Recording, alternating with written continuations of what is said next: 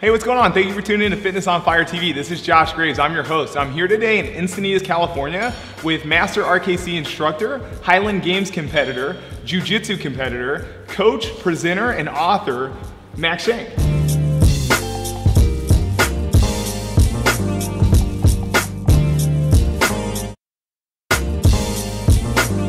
All right, so here's the plan. We're going to split it up into a couple of different phases. We're going to do some glute activation and power work. Then we're going to do 2 main strength blocks. Finish out with some accessory and conditioning. Pretty simple stuff. Ready to go? Yeah, let's do it. All right, let's do it. Cool.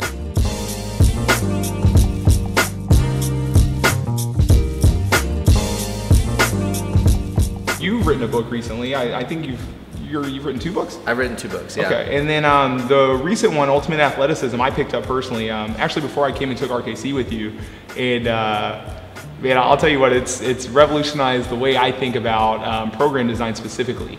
But can you tell us more about your book and what the inspiration was behind writing it and how it's doing for you and all that kind of stuff? Yeah, sure. I mean, Ultimate Athleticism, you know, I've said it a couple different ways, but now I think it's really just an economics book.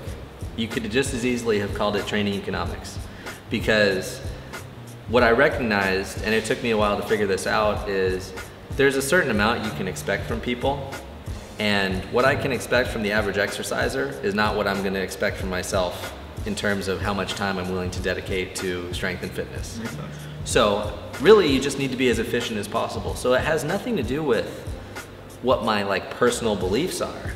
It's just, how do you organize everything the most efficient way possible? How can you get the absolute most benefit with the least amount of time investment?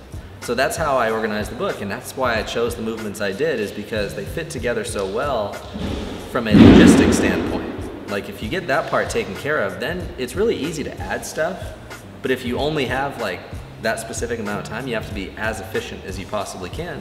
And that's really what it is. It sort of pares everything down that I've learned about fitness and training and sort of runs it through the economics processor, and what you end up with is just this very consolidated idea and understanding of how to program stuff and put it together.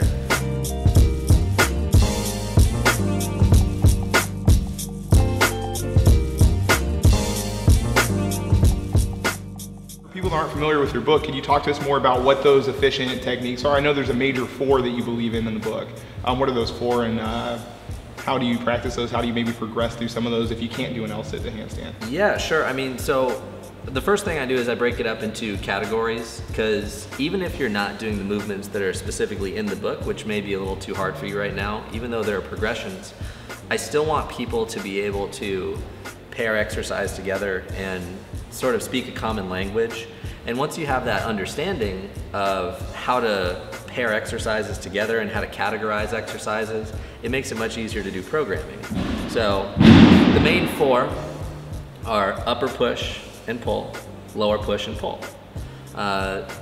It's important that you do those every time you train, because you want to have a balanced training program. Obviously there are a couple problems in terms of dominance on the front side of the leg, front side of the arm, versus the back side of the leg and the back side of the lats. So we want to make sure that we hit all those patterns every time we train, because that's going to encourage the best and most well-rounded adaptation. So we learn how to categorize movements first, and then the movements I specifically chose are L-sit to handstand, front lever and skin the cats, airborne lunge, and deadlift. And there are different reasons for each of those that I go into in a little bit more detail in the book, of course, but they're all sort of like the highest level of strength, flexibility, and just overall coordination. So the journey to get to those is actually very difficult in some cases, but that's kind of the point, is if you have a steady, what I call a skill progression instead of just a load progression, your brain kind of likes that a little bit better, and it makes it easier for you to progress forward.